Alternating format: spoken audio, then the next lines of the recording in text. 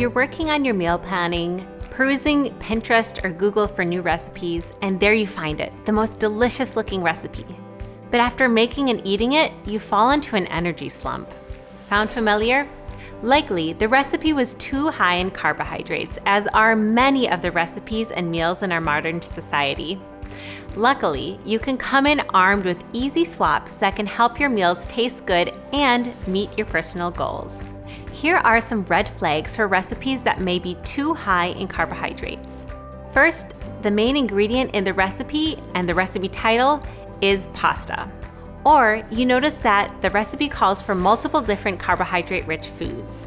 This is common in Latin dishes, think rice and corn and beans, vegan dishes, Asian, Southern, and Italian dishes. Or look out for baked good recipes that call for all-purpose flour, sugar, and maybe even some chocolate chips.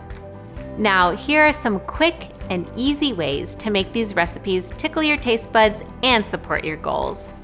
If the main recipe ingredient is pasta, first think about the amount of carbohydrates you want to eat per serving. For example, if a recipe that serves 6 calls for 1 pound of penne pasta, you're going to be having 2.7 ounces if you stick to a full serving, which is 52 grams of carbohydrate, not including any other sources of carbs in the recipe.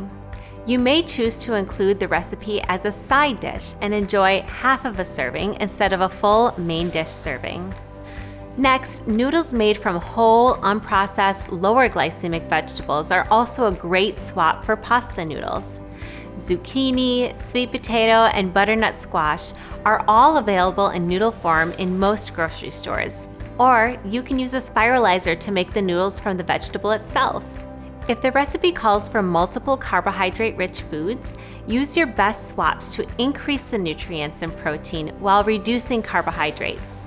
For Mexican dishes, swap in cauliflower rice for rice, or nix the rice altogether while keeping the fiber-rich beans.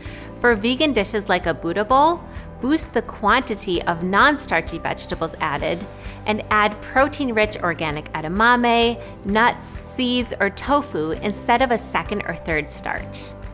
Most baked goods made with refined flour and sugar are sure to spike your blood sugar and work against your goals. However, this doesn't mean that treats have to be so detrimental to your progress. Swap almond or coconut flour for white flour. You could substitute almond flour in a 1-to-1 ratio and use about 1/4 cup coconut flour for 1 cup of white flour. My favorite baked goods turn out great with a combination of these two flours together. Next, you can reduce the amount of sugar in a recipe by 1/4 to 1/3 without even affecting the flavor. Unsweetened applesauce or a mashed banana along with a bit of monk fruit or erythritol is a great combination to get rid of the refined sugar altogether. Recipes with this combination have a beautiful, mildly sweet and flavor-rich outcome. Cocoa nibs and Lily's dark chocolate chips are great low-sugar ways to add a swath of chocolate to your recipes. As you get used to reading recipes with a nutritionist lens, you'll see plenty of opportunities to lower excess carbohydrates and sugar and boost protein and fiber, leaving you feeling satisfied.